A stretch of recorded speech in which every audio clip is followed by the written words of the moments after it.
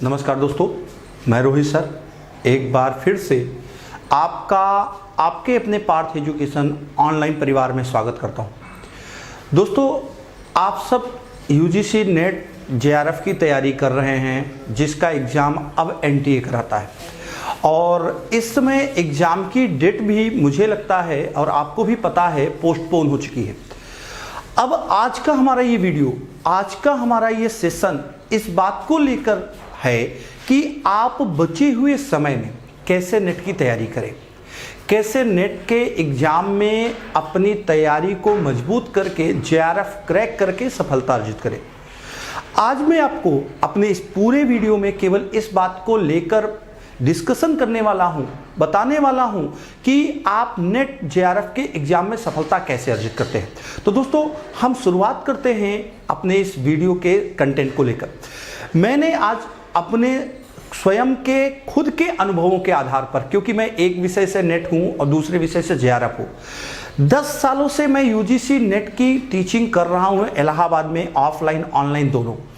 हर बच्चे को बहुत ज़्यादा गौर से देखकर, हर बच्चे पर बहुत ज़्यादा एनालिसिस करने के बाद मैंने वर्तमान समय के पाठ्यक्रम को, वर्तमान समय के परीक्षा पैटर्न को ध्यान में रखा, बच्चों की सफलताओं को देखा, बच्चों की असफलताओं को देखा।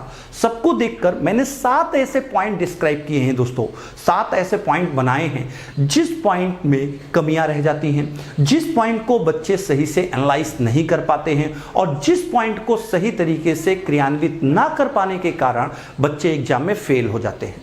तो दोस्तों, हम एक एक पॉइंट की चर्चा करते हैं। सबसे पहले दोस्तों हम चर्चा करते हैं अपने इस टॉपिक में, अपने इस वीडियो में, कि यूजीसी नेट का जो एग्जाम है, जी हाँ, यूजीसी नेट जेआरएफ का जो एग्जाम है, ये नेट जेआरएफ का एग्जाम है जिसे अब एनटीए कंडक्ट कराती है। जी हाँ, एनटीए का जो फुल फॉर्म होता है दोस्तों, नेशनल टेस्टिंग एजेंसी है।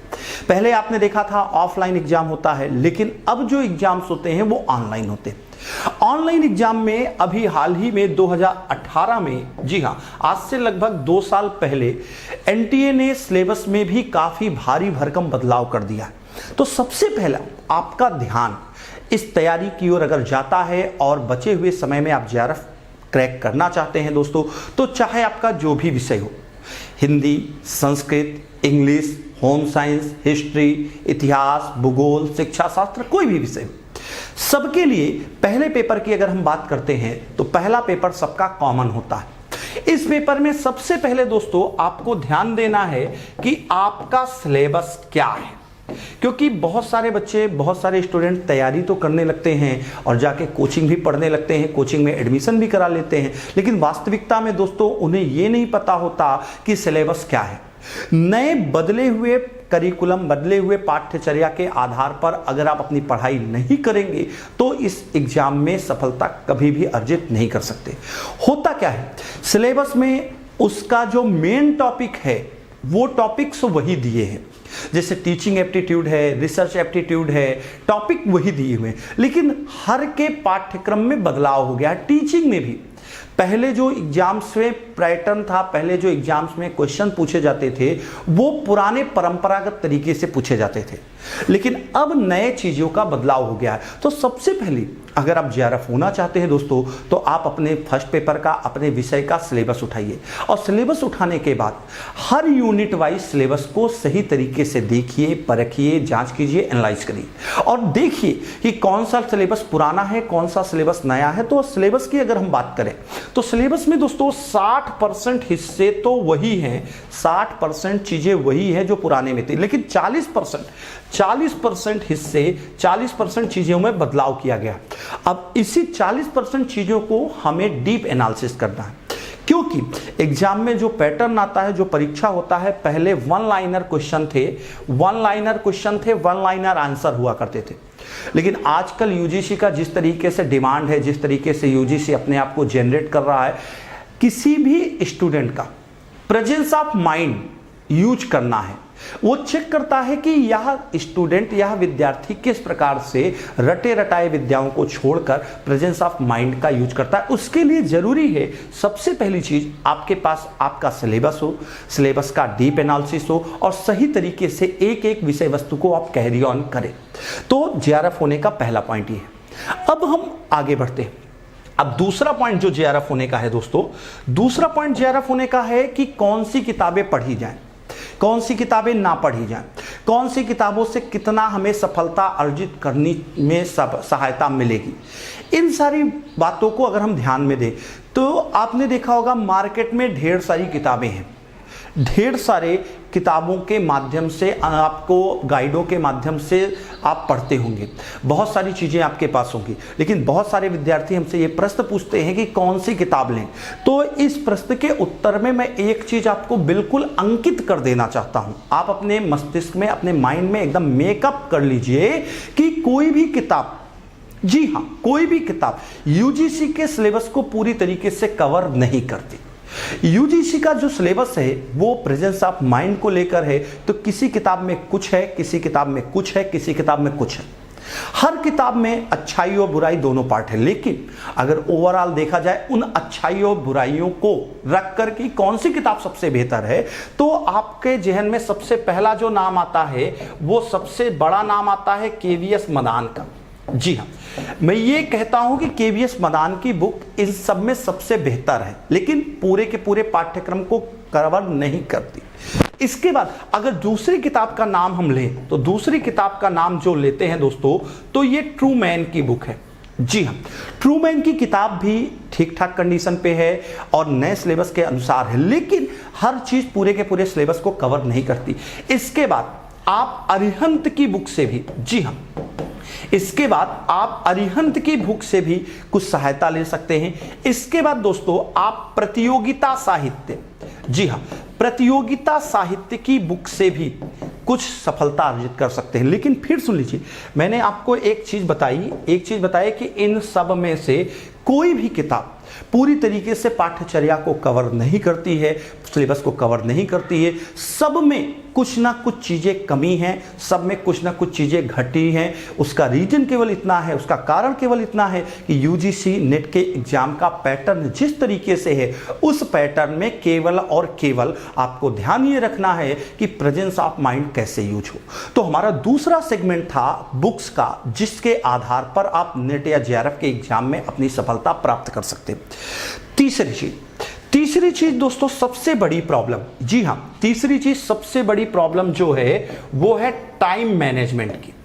जी हां, तीसरी सबसे बड़ी प्रॉब्लम जो है, जो जिस कारण से छात्र असफल हो जाते हैं या जेआरएफ ना होकर केवल नेट हो जाते हैं। आपके यहाँ जब आप सिलेबस की बात करते हैं दोस्तों, तो सिलेबस में आपके यहाँ जो टॉपिक्स हैं, उन टॉपिक्स में teaching aptitude, research aptitude, communication, comprehension, data interpretation, reasoning के बाद लॉजिक के बाद एनवायरनमेंट, आईसीटी और हायर एजुकेशन का चैप्टर है। अब देखिए सबसे बड़ी प्रॉब्लम क्या है, सबसे बड़ी प्रॉब्लम यहां पर सारे विद्यार्थियों की ये है कि टाइम मैनेज। तो दोस्तों ये एक बड़ी समस्या है हर छात्र के लिए। आपको इसमें ध्यान देना है कि कौन सा सब्जेक्ट, कौन सा टॉपिक ऐसा है जिस टॉपिक में 100% अचीवमेंट मिलती है। मतलब कौन सा टॉपिक ऐसा है जिसके सारे के सारे क्वेश्चंस आप सही कर सकते हैं, और कौन सा टॉपिक ऐसा है जिसके क्वेश्चंस थोड़ा सा टाइम टेकन होते हैं। आप अगर इस बात को ध्यान रखकर पेपर की तैयारी अभी से करते जाएंगे, तो जो एग्जाम आपका होने वाला है उस एग्जाम में निश्चित रूप से आपको सफलता अर्जित हो जाएगी और आप जेआरएफ हो जाएंगे। अगर हम बात करें दोस्तों, सही तरीके से आप इन चीजों को देखेंगे तो अगर आप बात करेंगे तो टीचिंग, शिक्षण अभिक्षमता, शोध अभिक्षमता, कम्युनिकेशन, उसके बाद लॉजिक, उस आपके एनवायरनमेंट, आईसीटी, हायर, जी हां, ये ऐसे टॉपिक है जो टाइम टेकन नहीं होते, और टाइम टेकन ना होने के बावजूद भी मेरा व्यक्तिगत अनुभव, जितने साल से मैं 10 सालों से पढ़ा रहा हूं, तो मैंने देखा है कि कौन सा छात्र, तो याद रखना अगर आप सही से पढ़ाई करते हैं तो टीचिंग एक ऐसा टॉपिक है जिसके मैक्सिमम अगर 6 में से 5 क्वेश्चन आपके सही हो सकते हैं, या 6 के 6 वो। रिसर्च में आपके सारे के सारे क्वेश्चन सही हो सकते हैं, कम्युनिकेशन में आपके सारे के सारे क्वेश्चन सही हो सकते हैं, लॉजिक में सारे के सारे क्वेश्चन सही हो सकते हैं, क्योंकि ये टू द पॉइंट बात की जाती है। अगर इन 4 टॉपिक को मिलाकर हमने मान लिया 20, 22, 24 प्रश्न आते हैं दोस्तों, तो मेरा व्यक्तिगत अनुभव कहता है इसमें से 17, 18 क्वेश्चंस आपके सही हो सकते हैं। और अगर आपके 17, 18 प्रश्न सही होंगे तभी आपका 35 प्लस स्कोर सेफ होगा फर्स्ट पेपर में, और तभी आप जेआरएफ क्रैक कर पाएंगे। तो इसलिए इसको, और इन चैप्टर्स के बाद दोस्तों आप इन्वायरमेंट, आईसीटी और हायर के प्रश्न कर सकते हैं। मैं मानता हूं इसके कुछ प्रश्न ऐसे होते हैं जो करंट के मुद्दों से रिलेटेड होते हैं, लेकिन वो करंट के प्रश्न नहीं है, उनका संबंध भी इन्वायरमेंट से है, उनका संबंध भी आईसीटी से है, उनका संबंध भी हायर एजुकेशन से है।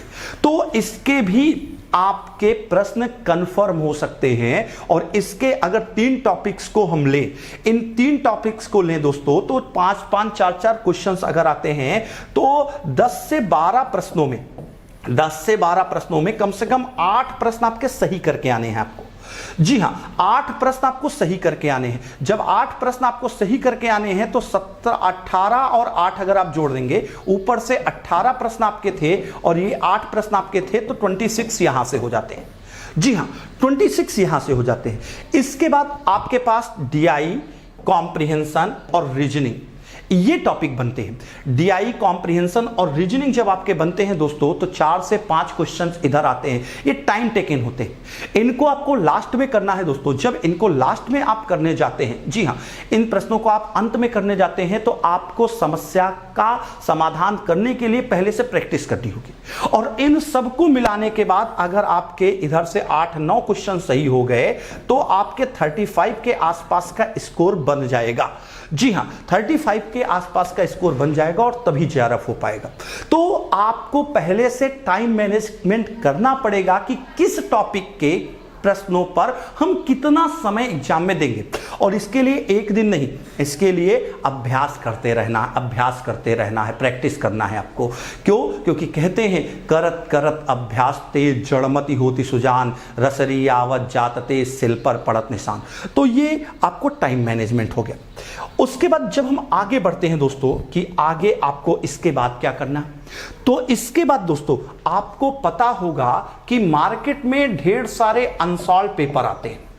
जी हां, अनसॉल्व पेपर किस प्रकाशन का, पब्लिकेशन का लें ये मत पूछिए, कोई भी ले लीजिए, उसके प्रश्नों को लेना है आपको। बहुत सारे प्रकाशन या पब्लिकेशन के आंसर गलत होते हैं, तो उनके आंसर्स को छोड़ दीजिए। जी हां, उनके आंसर्स को छोड़ दीजिए दोस्तों, उनके केवल और केवल प्रश्नों को लीजिए। जब उनके केवल और केवल प्रश्नों को आप लेते हैं, जी हां, तो उनके प्रश्नों के प्रैक्टिस करना है आपको। अनसॉल्व पेपर किसी भी पब्लिकेशन का मिल जाए, तो अनसॉल्व पेपर में पिछले साल के क्वेश्चन पेपर दिए गए होते हैं, और पिछले साल के क्वेश्चन पेपर अगर वहां पर आपको ना मिले तो ऑनलाइन भी, जी हां, ऑनलाइन भी आपको क्वेश्चन पेपर यूजीसी और एनटीए की साइट पर अवेलेबल होते हैं। आप वहां से भी पिछले साल के बैक पेपर लेकर के उनका आप अवलोकन करके अपनी सफलता अर्जित कर सकते हैं और जेआरएफ हो सकते हैं। उसके बाद दोस्तों, इसके बाद हमारा जो सेगमेंट है, हमारा जो सबसे इंपॉर्टेंट चीज है, प्रैक्टिस। अनसॉल्व के अलावा भी, जी हां, अनसॉल्व के अलावा भी प्रैक्टिस करना है। ये जो प्रैक्टिस का सेगमेंट है, आप अनसॉल्व के प्रश्नों को ले लीजिए और अनसॉल्व के प्रश्नों को लेकर के उससे मिलते जुलते प्रश्न 2, 4, 6 बनाइए। पहले दिन नहीं बनेगा, दूसरे दिन नहीं बनेगा, तीसरे दिन बनेगा, चौथे दिन और परफेक्ट, 5वें दिन और परफेक्ट। दोस्तों याद रखना, जब आप अपनी नोट्स से, जी हां, जिस दिन आप अपनी नोट्स थे खुद क्वेश्चन बनाने में माहिर हो गए, उस दिन आप जान जाना अब आप जेआरएफ 100% क्रैक कर लेंगे। क्यों? यहां पर प्रश्न है क्यों? तो जब आप क्वेश्चन बनाना सीख लेंगे, कुछ मत करिए, अलग से कुछ नहीं करना है, आपको आपके नोट्स के आधार पर ही छोटे छोटे पहले क्वेश्चन बनाने हैं। हमारा एक विद्यार्थी था, एक बार मैं उसे कक्षा में पढ़ा रहा था और बाद में 1-1.5 महीने बाद उसने मुझे एक कक्षा में अपनी नोट्स दिखाई। जानते हैं, उसने हर टॉपिक के 100 क्वेश्चन बना रखे थे। टीचिंग के 100 क्वेश्चन, रिसर्च के 100 क्वेश्चन, कम्युनिकेशन के 100 क्वेश्चन, टोटल मिलाकर लगभग 700-800 प्रश्नों का संकलन उसने तैयार कर लिया था। और उसके बाद हुआ क्या, उसके बाद जब उस विद्यार्थी का स्कोर हुआ तो यकीन नहीं मानेंगे आप, फर्स्ट पेपर में उसके आउट ऑफ 43 क्वेश्चन सही थे। क्यों? क्योंकि उसने जब नोट्स से क्वेश्चन बनाए होंगे तो पहले नोट्स को खुद एक बार पढ़ा होगा, पढ़ करके प्रश्न बनाए होंगे, और इससे आपको 100% जेआरएफ अचीव करने में बहुत सरलता होगी और 100% आपका काम हो जाएगा। दोस्तों, इसके बाद अगली चीज जो है जिस पर आपको ध्यान देना है, क्योंकि आपको पता है यूजीसी का एग्जाम पहले जब होता था मैनुअल होता था, पेन पेंसिल लेकर आपको गोले भरने होते थे, लेकिन अब यूजीसी का एग्जाम मैनुअल ना होकर के, पेन पेंसिल पर ना होकर के कंप्यूटर जनरेटेड हो गया है, ऑनलाइन एग्जाम हो गया।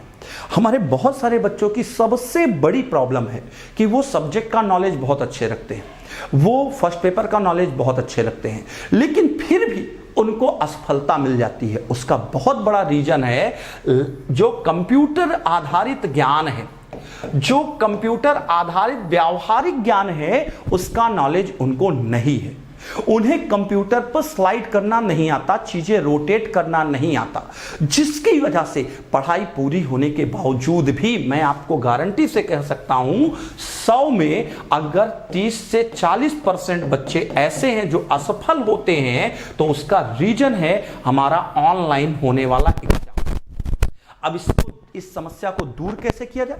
तो इसके लिए दोस्तों आपको ऑनलाइन टेस्ट देना शुरू करना पड़ेगा। जी हां, यही एकमात्र रास्ता है कि आपको ऑनलाइन टेस्ट देना शुरू ही करना पड़ेगा। 100% अगर आपने ऑनलाइन टेस्ट नहीं दिया दोस्तों, तो आप पूरा का पूरा चीजों के होने के बावजूद भी फेल हो जाएंगे और जेआरएफ नहीं हो पाएंगे। अगर आप हमसे ऑनलाइन टेस्ट लेना चाहते हैं तो आपको हमारे यहां गूगल प्ले स्टोर पर जाकर पार्थ एजुकेशन का, जी हां, पार्थ एजुकेशन का ऐप डाउनलोड कर लीजिए, और पार्थ एजुकेशन का ऐप डाउनलोड करके वहां से आप ऑनलाइन टेस्ट दे सकते हैं, या हमारी वेबसाइट www.partheducation.online, जी हां, partheducation.online, इस पर भी जाकर के आप ऑनलाइन टेस्ट दे सकते हैं। दोस्तों, टेस्ट वही रास्ता है जो अंतिम ब्रह्मास्त्र होता है। अगर आपने पूरा का पूरा युद्ध लड़ा और अंतिम में ब्रह्मास्त्र का प्रयोग नहीं किया तो सफलता मिलते मिलते चूक जाएगी। तो इसलिए इन चीजों का प्रयोग जरूर करिए, ऑनलाइन टेस्ट जरूर दीजिए, अदरवाइज जेआरएफ नहीं हो पाएंगे तो उसके लिए रिस्पॉन्सिबल आप हैं। और इन सब के बाद दोस्तों, इन सब के बाद लास्ट में सबसे इंपॉर्टेंट चीज जो आपका इन सब से कंक्लूजन निकला है दोस्तों, कि आपको करना क्या है। तो आपको मैं बताऊं करना क्या है। पर डे 2 से 3 घंटे, जी हां, पर डे 2 से 3 घंटे यूजीसी फर्स्ट पेपर के टॉपिक्स पढ़ने हैं जो प्रैक्टिस वाले नहीं हैं। प्रैक्टिस वाले ना होने का मतलब कम्युनिकेशन का, आईसीटी का, टीचिंग का, ये टॉपिक पढ़ने हैं। इसके बाद 1 घंटे का समय आपके पास होना चाहिए प्रैक्टिस वाले टॉपिक को पढ़ने का। प्रैक्टिस वाले टॉपिक में कौन सा आते हैं? डीआई आता है, रीजनिंग आता है, लॉजिक आता है, कॉम्प्रिहेंशन आता है, मतलब इतना टाइम आपको देना है। उसके बाद दोस्तों पर डे आपको 4 घंटे 3 घंटे का जो समय है, जी हां, 3 से 4 घंटे का जो समय है वो अपने विषय पर भी देना है, क्योंकि मेरिट जो बनेगी वो दोनों पेपरों को मिलाकर बनती है। अगर दोस्तों ये कुल मिलाकर आप पर डे 7 से 8 घंटे की स्टडी करते हैं, 7 से 8 घंटे की स्टडी करते हैं, तो निश्चित तौर से इस प्लेटफॉर्म के थ्रू, हमारे पार्थ एजुकेशन परिवार के थ्रू आपकी यूजीसी फर्स्ट पेपर की भी तैयारी होती है, आपके एजुकेशन की भी तैयारी होती है, आपके होम साइंस की भी तैयारी होती है, आपके हिंदी की भी तैयारी होती है, हिस्ट्री की भी तैयारी होती है, सोशलॉजी की भी तैयारी होती है और आपके ज्योग्राफी की भी तैयारी होती है। इन सभी विषयों पर आप कमांड कर सकते हैं। जो नीचे नंबर दिया गया है, इनमें से एक नंबर पर कॉल करके, एक नंबर पर व्हाट्सएप करके जानकारी ले सकते हैं और सफलता अर्जित कर सकते हैं। और अंत में कुल मिलाकर लास्ट में सब चीजों का निष्कर्ष एक है कि पार्थ एजुकेशन परिवार आपके साथ है, आपके साथ रहकर आपको जेआरएफ कराने के लिए कटिबद्ध है। आप पार्थ एजुकेशन परिवार से जुड़ना चाहते हैं, सफलता अर्जित करना चाहते हैं, जेआरएफ होना चाहते हैं, तो व्हाट्सएप या कॉल करके हमसे जानकारी ले सकते हैं। और हम इस समय सबसे कम फीस पर आपको आपकी सफलता के द्वार तक ले जाएंगे। इन सारी चीजों की जानकारी आपको हमारे थ्रू मिल जाएगी, क्योंकि पिछले 10 वर्षों में जो मेरा अनुभव है, मेरी टीम का अनुभव है, यूजीसी नेट के बदलते हुए पाठ्यचर्या और बदलते हुए स्वरूप का अनुभव है, वो मैं आपको देकर आपको सफलता अर्जित कराऊंगा। दोस्तों, उम्मीद है ये वीडियो आपके लिए बहुत किफायती होगी, आपको जेआरएफ कराने के लिए, बहुत ही बेहतरीन टारगेट अचीव कराने के लिए, जल्दी से सफलता अर्जित कराने में आपकी सहायता करेगी। इस वीडियो को लाइक करिएगा, इस वीडियो को हर उस बच्चे को शेयर करिएगा जो किसी भी विषय से नेट के एग्जाम की तैयारी कर रहा होगा। Thank you very much.